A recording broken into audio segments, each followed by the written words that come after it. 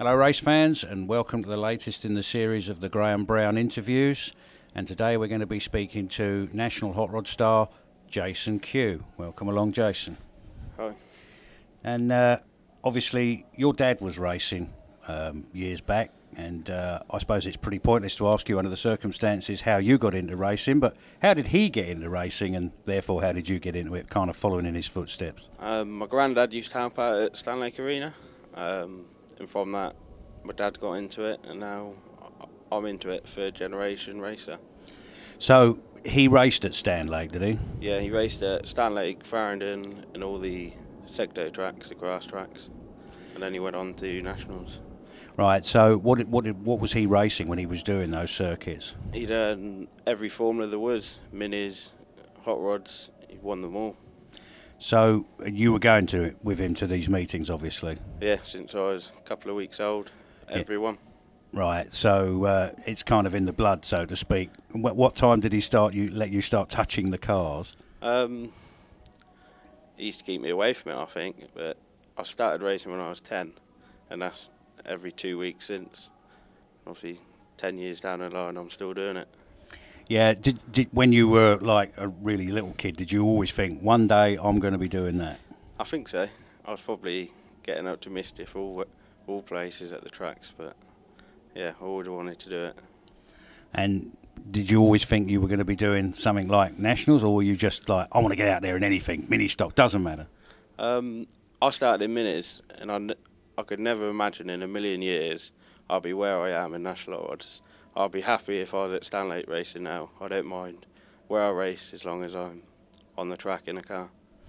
So you started at Stanlake. Did you go anywhere else when you were doing that? I done the Sector Championship and won that. It was Tongham, Worthing, SAA and Stanlake all together. But that was it really, till I was 16. Then I went straight into speed with 2 litres. So you did a fair bit of travelling then, so that's obviously not come as a big shock to the system. No, we only done them 5 tracks over the 6 years, 1 round at each every year, but then a full season at Stanlake every year. But when we started with 2 litres, we travelled everywhere, Ireland, all over. But prior to that, you must have done quite a few different tracks with your dad, like Ringwood and other sort of out-of-the-way places that weren't Stanlake. Yeah, obviously, I followed Dad. Dad only done 1 full season in Nationals, and I followed him around to most of the meetings when I wasn't racing myself. Yeah, so the minis that you were racing, this presumably was a non-contact thing, was it? Yeah, definitely. No bars around it or nothing. And when you decided to give that up and move on to something else, you didn't think maybe stock rods or something might have been a place to start? Not really. We did buy a stock rod, and we met a man on the side of the motorway, and we swapped it for a 1660 hot rod straight away without doing a meeting in a stock rod. Done a meeting at Stanlake, and then we sold that and brought a 2 litre. I see. So why did you not carry on with the stock rod then? Just wheeling and dealing to bet yourself all the time. The opportunity come to get rid of it and do what I wanted to do, and that's the way we went. What sort of car was the stock rod? A Nova. So you went from like front wheel drive minis, front wheel drive Nova, that kind of makes sense, but now suddenly 2 litre hot rod, that's going to be rear wheel drive, bit of a jump and a bit of a difference. Definitely, I can say. I think my 3rd meeting I come to Wimbledon for a hot rod open and ended up being in a crash and knocking myself out. The meeting after that I caught a fence post. I've had quite a few crashes, but we got there in the end with rear wheel drive. Yes, you didn't do any testing or anything before you went out then? No, we just went straight into it. And at Wimbledon at that? Yep. Very good.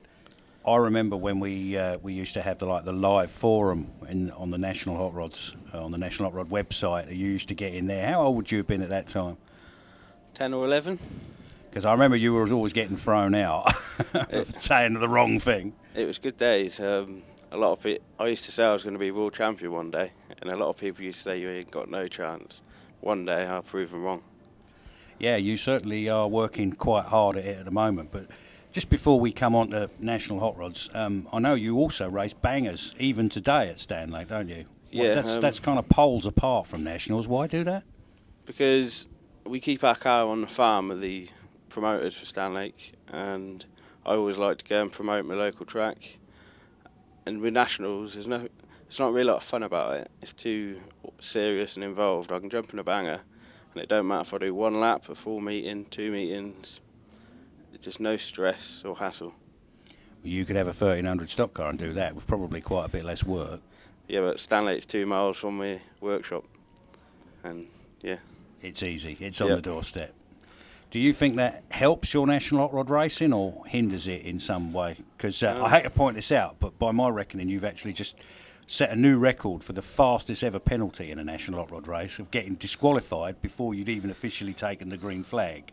I've known somebody get black cross, but I've never known anybody get disqualified for an incident before they'd reached the start and finish to start the race. I try and keep the two things separate, but I don't think I was in the wrong last week. We come off the grid and Gavin Murray shut the door. We're both very similar drivers. We won't back in to nobody, or back down to nobody, and yeah, we clashed and he went round and I got black flagged. If you looked another track, another day, someone might have said it was his fault. Yeah, of course. It's always subjective opinion about all of this stuff. But you don't generally feel that racing in a contact formula, particularly heavy contact, which bangers would be, that it's detrimental to your national hot rod driving? Or do you, in fact, think it might help? I'd challenge anybody to go to Stanlake on a wet, icy day and try and get a car around there. Because without a doubt, that's my experience has been gained a lot at Stanlake. Because anybody says if you can get around there, you'll get around anywhere. That's what I'm saying. I mean, it's because obviously car control on what amounts to just road tyres on what could be a very slippery track might be useful. Definitely. Say it is a million miles apart, and yeah. Okay, but you obviously have to keep your banger head for one meeting and your hot rod head for another day. Yeah. It might reflect on me bad because they might look at me a bit more in nationals. But the trouble is as well, the last 4 or 5 meetings I've been the last car on the grid with Malcolm Blackman. Mm-hmm. And obviously that's where they're watching, and you got more cars to overtake than anybody, and I think you're bound to get in more scrapes and hassles. Yeah, of course, and of course that does prove that you're actually getting quite good at it if you're being forced to start back there with him. I think so. Like I say, there aren't many races this year when I've started at the back, I haven't been in the top 10 or top 6. I had a second in the final at Northampton. I held Malcolm off all race, and I think we're definitely going the right way to where we want to be. What was it that finally decided you to move on from 2 litres? Because you'd done quite well in 2 litres, hadn't you? Against, as you say, about the forum thing, I'm sure a lot of people's expectations, but you actually did pretty good in 2 litres, didn't you? I was always thereabouts. Sometimes I wish I'd have stuck at it and tried to make a name for myself like the likes of Paffy and Thompson did. Mm-hmm. But the time came, and yeah, we just had to move on. Yeah, and the obvious place to go for you was National Hot Rods. Well, there's no point in going backwards. I say this is the top of oval racing, and that's where I wanted to be. No, I just meant you weren't thinking like, say, I don't know, pickups or circuit racing of some description then. No way I could afford it. Yeah, okay, that's fair enough. So, tell us about your first car and why you used it. It had a 2V engine. That was a big step because we had 2V all the way with 2 litres, and we wanted to stay with him. And it was just a wallop together car. It was a Sunny Hour 206. I'd have preferred a Ludlow car, but the package at the time, that was the best one to go with. There wasn't that many cars for sale on the market, and we wanted to get out there, try and qualify for our first World Final. We'd already missed 2 meetings, I think, so I think we picked it up on a Saturday, and I raced it at Hennesford on the Monday, round 3, and we went from there. No testing again, obviously. Nope. So then after a bit, you decided to move on to the Mercedes. What brought about that decision? The Mercedes was supposed to be the next best thing. Obviously, the Tigra had been around for a while, and on paper it was supposed to be better. Absolutely, yeah. And I would say mine was definitely one of the better ones, if not the best. Yeah, totally agree with that as well. I've still got a soft spot for it, but obviously we've moved on to the Tigra now, and the Merc's gone. I've got to forget about that. I had some good races in the Mercedes. Definitely developed it a lot. It was certainly one of the better ones. Yeah, I think I could probably get back in it and go as fast as I do in the Tigra. I'm still trying to sway myself away from it, really. There was never any doubt in your mind that once the Merc went, it was going to be a Tigra. It's always going to be a Ludlow car, and the Tiga was the only one left to have. Sure. But while you had the Mercedes, I don't know if you still have, but it's one that you're going to tell me, you had some input into that car from the from the F2 star and well-known racer Neil Smith. How did that come about? What's your connection with him? When I was doing 2 litres, obviously we always used to come and watch the national meetings, and Neil had just got his Ludlow 206, and he was a man. As much as nobody liked him, and he made people like Blackman and Boardley look slow. And Dad if he used to crash or whatever, Dad went over and gave him a hand. It's just gone from there really, and then he's give us a good starting point with the car. So he just sets it up once a year, and then we take it home, scale it, maintain it through the year. If I want any advice, he's on the end of the phone. So he still helps you out with the current car, does he? Yeah, definitely. He come over when it was new and set it up, and then from there we've done our own little things to it. Yeah. Any chance of him ever actually getting in it to drive it, do you think? I can't see it. He drove the Mercedes at a test day, and he ain't lost it. Yeah, I sometimes feel that he's got unfinished business with National Hot Rods, that's all. Definitely, but I think probably politics stop him from coming back. Obviously had a crash in a Formula 2 at Northampton, which done his back in. Sure. And I don't know if he'd ever want to risk that to come back. Yeah, that's why I was thinking he might prefer to do something that wasn't a contact formula, you know? I think you could have a crash as big in a national as you could a Formula 2, a banger or anything really. Yeah, sure.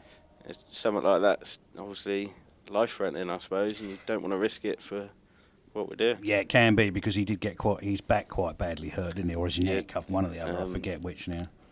Yeah, he's got a steel plate in his back up to his neck, I think, and yeah, he's back to his normal self, and I'd love to see him back out there. I definitely think it'd be a talking point, and it would spice things right up. Yeah, absolutely. But you're not actually averse to the idea of trading cars with stock car drivers, are you? I arranged a test day with Paul Hines at Northampton, because we both write articles for Over Racing News. Sure. And he had to go in the hot rod, and I had to go in his Formula 1 stock car. And I think there's definitely more chance of him going national hot rods than me going stock cars, because it was horrible. Yeah, it's funny now. There's a lot of hot rod drivers say that. I mean, Carl Boardley here, and we are at Wimbledon, for anybody who hasn't realised that fact yet, he swapped with Frankie Wayman, and I think Wayman liked the hot rod, but I don't think Carl liked the Formula 1. That said, the seating position was all wrong. How did you cope with that, with you and Paul? Obviously, I'm a bit bigger built than Paul, but the seat was all right. And to be honest with you, it's like driving a tractor. And they give him the nickname tractors as well. I know that, yeah. And for him, the hot rod is more like a normal road car, and I think you sat on the right side for a start, you go in the right way around, I suppose. Yeah. And yeah, he definitely gelled to the national more than I did to stock car. I was hoping that would be a route I could take one day, but definitely not. You didn't rate it at all? No. Maybe, how about a Formula 2? Formula 2 might be better for you. I had a quick go in a Formula 2 at Stanlake for a one-off meeting, and they're outlaw stock cars. And I got on alright. It wasn't the best car, but I think I want to be in all the main races and be at the top. And I haven't got the money all the time to put into it, because you've got to be committed to be at the top of Formula 2 stock cars. Yeah, there is a lot of meetings. I mean, it's not actually more expensive to do the nationals like the car and the tyres and stuff, but there is an awful lot of meetings, isn't there? Yeah, I'd say probably 100 Polly done 100 meetings in a year, is it? Sure, yeah. That takes some doing. I've got to take your hat off to him. Getting back to the national hot rods, you've obviously gone from being kind of not bad to pretty good to better than average, and now, like we said, you're starting back there with Malcolm Blackman and the really good guys. And I actually checked before we came here, and you're currently 5th in the points. Now, did you think you were going to get to that stage? I don't think so. It's quite an achievement to be at the top of the tree in nationals. Sure. Obviously, I'd like to be where Malcolm sat in first. Maybe the black flag at Birmingham didn't help that. I'd have probably been in second now. But yeah, I'm happy with that. There's still 8 meetings left, and I want to be in the top 4. I missed that by 1 point last year due to the drop scores, because I'm too consistent with my own good. The drop scores really knackered me up last year. Yeah, you need a 10-pointer or yeah, I've got that something already. that stops you never getting out on the track to begin with. Something like that would be good, wouldn't it, from that point of view?